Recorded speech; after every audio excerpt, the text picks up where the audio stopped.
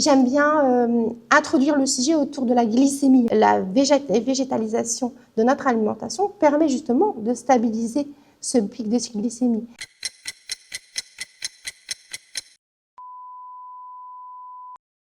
Bonjour et bienvenue dans ce nouveau 10 minutes de Prève, les capsules des printemps de la Prève qui vous informent pour mieux agir. En 10 minutes, nous prenons le temps d'explorer un sujet en particulier. Et 10, aujourd'hui, c'est aussi le clin d'œil parce qu'il existe 10 leviers d'action, selon l'ADEME, pour agir, pour améliorer le confort des collaborateurs sur leur lieu de travail. Aujourd'hui, nous allons parler de 2 leviers en particulier, l'ergonomie des espaces de travail et l'assiette végétale, qui est un levier intéressant pour améliorer la santé des collaborateurs, mais aussi améliorer la santé de notre environnement. Pour en parler, j'ai le plaisir d'accueillir Raja Fassi de Luman.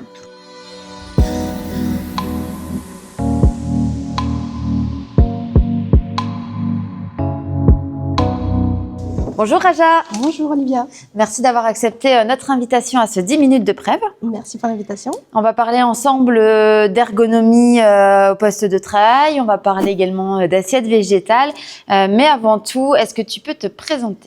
Oui, donc je suis Raja Fassi, donc des deux, c'est Raja mon prénom. Oui, merci de préciser parce que ça m'est arrivé de me tromper. Je suis consultante en santé au travail depuis une quinzaine d'années chez Luman, et avec une expertise forte en ergonomie. Et je suis également diplômée en nutrition. D'accord. Peut-être que tu peux déjà, avant qu'on entre dans le vif du sujet, nous préciser ce que c'est, quelle définition on peut donner à l'ergonomie. L'ergonomie, c'est plus une méthodologie, une science qui veille à poursuivre 2 objectifs dans le travail. L'objectif de la performance du système de travail et aussi concilier l'objectif de la préservation de la santé des personnes qui font ce travail. D'accord. Et donc, c'est une méthodologie qui va venir s'appliquer dans tous les secteurs d'activité, dans tous les sujets liés à l'activité de travail, pour veiller donc à répondre à ces 2 objectifs qui viendront en fait alimenter l'entreprise, la structure, l'usine, l'association. Ok, donc c'est améliorer le confort du travailleur en fait, tout en améliorant les performances aussi du travailleur pour que les deux puissent être conjointement liés. Et alors du coup, comment est-ce qu'on fait est-ce qu'il y a un lien qui existe entre l'environnement, la santé environnementale et l'ergonomie au poste de travail? Il y a un lien évident à réaliser à partir du moment où en fait on est sur une vision assez holistique de la santé en ergonomie. On veille en fait à réfléchir, à intégrer, c'est une méthode intégratrice qui veille à réfléchir à toutes les interactions qui vont naître d'une activité de travail. Et donc les interactions, ça va être des interactions forcément avec son activité, son métier, avec son collègue, avec son manager, avec le logiciel sur lequel il bosse, avec son environnement dans lequel il s'implante, avec peut-être aussi les parties prenantes, les fournisseurs, les prestataires. Et donc, à partir du moment où c'est une méthodologie qui vient réfléchir à intégrer tous ces éléments-là, l'idée c'est d'avoir un cercle vertueux autour de tous ces sujets, toute cette synergie. Et l'idée, c'est que cet écosystème autour de l'homme au travail soit le plus sain possible, le plus performant possible. Donc oui, il y a un lien évident à partir du moment où on s'élève un peu et puis qu'on ait une vision un peu plus globale en fait de la santé. Oui. Santé environnementale, santé de l'homme, santé de la structure pour une performance et une santé durable. D'ailleurs, c'est le leitmotiv de Luman. Donc pour la santé de l'entreprise, on veille à la santé des collaborateurs et on travaille dans l'environnement, un environnement sain dans lequel il peut travailler, du coup mieux performer. Et on voit aussi pour la santé mentale d'un collaborateur, ça améliore aussi sa santé mentale de travailler dans un environnement plutôt propice. Donc effectivement, parler d'environnement et parler d'ergonomie, ça a effectivement tout un sens. Un deuxième axe sur lequel tu travailles, tu le disais dans ta présentation, c'est la nutrition. Et donc, l'assiette végétale, tu as accompagné aussi des entreprises sur l'assiette végétale. Explique-nous un petit peu comment ça fonctionne, tes missions. Oui, en fait, c'est vrai que cette double pratique de l'ergonomie et de la santé m'a amené en fait à réfléchir à comment aider les entreprises et les directeurs de structures à accompagner leurs salariés dans le meilleure alimentation, puisqu'on sait que l'alimentation est un levier important de la santé. Et on se rend compte que parfois on est démuni face à des activités qui peuvent être atypiques, des activités. On ne va pas manger de la même manière lorsqu'on est sédentaire, lorsqu'on est en déplacement, lorsqu'on travaille en 3-8, lorsqu'on travaille posté, etc. Et donc j'ai été petit à petit amenée à être sollicitée par les entreprises pour adapter l'alimentation à l'activité que va réaliser mon équipe. Donc on ne va pas manger de la même manière lorsqu'on va être sur un brainstorming, une réunion créative, que lorsqu'on va être sur une activité de port de charge lourde, dans un environnement bruyant ou un environnement chaud, etc. Donc on a déployé tout un accompagnement autour de ce sujet avec les entreprises. Et ça a du sens, encore une fois, puisque ça a du sens et pour la santé des collaborateurs, et ça a du sens pour la performance des équipes qui réalisent le travail. Donc c'est gagnant, c'est un cercle vertueux, puisque tu nous parlais d'assiette végétale. En quoi l'assiette végétale est un enjeu important aujourd'hui pour l'environnement? Alors c'est vrai que l'assiette végétale, c'est la solution. J'aime bien introduire le sujet autour de la glycémie, en fait. D'accord. Je vais souvent allier les deux. La glycémie, c'est un sujet sur lequel la pédagogie peut être facilement amenée auprès des salariés. On connaît le pic de glycémie, on connaît le coup de pompe après un pic de glycémie. Tout le monde l'a déjà vécu.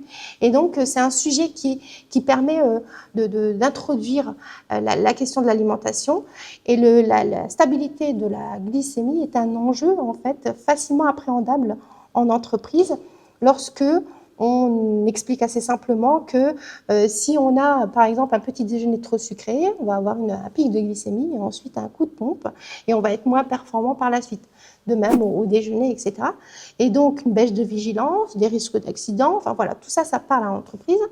Et la végétalisation de notre alimentation permet justement de stabiliser ce pic de glycémie.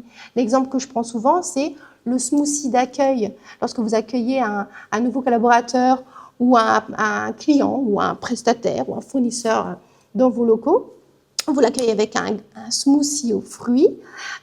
Et donc, l'idée, ce serait d'introduire dans ce smoothie, pour éviter le pic de glycémie, des petites feuilles d'épinards, par exemple.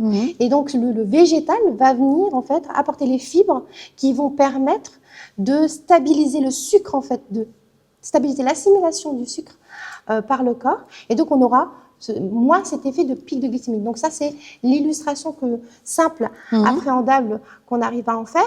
Et ensuite, une fois qu'on a convaincu, on arrive à dérouler ce fil pour arriver à des offres de restauration qui vont intégrer plus de végétal, plus de protéines, surtout végétales,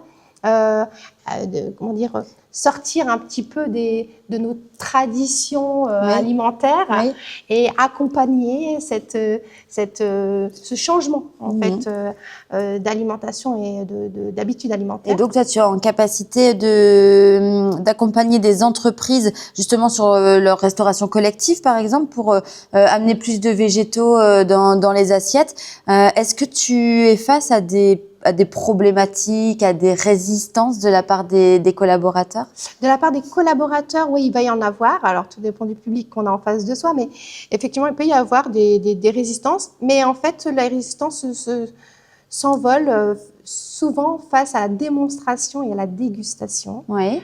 Mais ça, c'est connu par le domaine de la nutrition, de la diététique, c'est-à-dire qu'on est dans des ateliers de dégustation, de sensibilisation au goût, des enfants jusqu'aux plus grands, en fait, et ça fonctionne chez les enfants, mais ça fonctionne aussi chez les plus grands.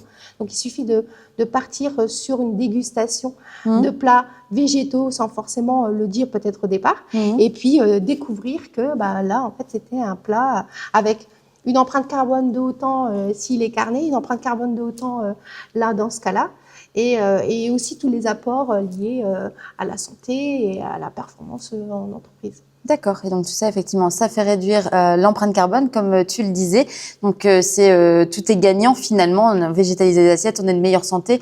Les réticences qu'on peut avoir, on le voit aussi, j'imagine, par comment on se sent après, Oui. plus tard, après manger, peut-être le coup de pompe en moins, plus d'énergie, etc. Donc forcément, après, on a envie de recommencer. Le lien entre ergonomie et assiette végétale, aujourd'hui, il est un peu peut-être difficile à faire, mais peut-être qu'aussi se dire que quand on a mieux mangé ou quand on mange mieux au quotidien, on est en meilleure forme physique et forcément aussi, ça vient améliorer notre posture peut-être, certaines... En tout cas, c'est cohérent. Oui. Voilà, c'est ça. En tout cas, c'est cohérent. Le lien n'est pas forcément... voilà, c'est vrai que je vous parlais en introduction d'une méthodologie qui s'attache à s'intéresser à l'activité réelle, etc. Bon, donc on est un peu loin effectivement du sujet, mais n'empêche que ça reste cohérent. Ouais. On est sur quelque chose qui... un fil rouge, en fait, qu'on ne vient pas malmener sur un certain moment de la vie de l'entreprise. Oui. C'était important aussi du coup de parler d'environnement, puisqu'on parle de santé, d'environnement dans le cadre des printemps de la Prève.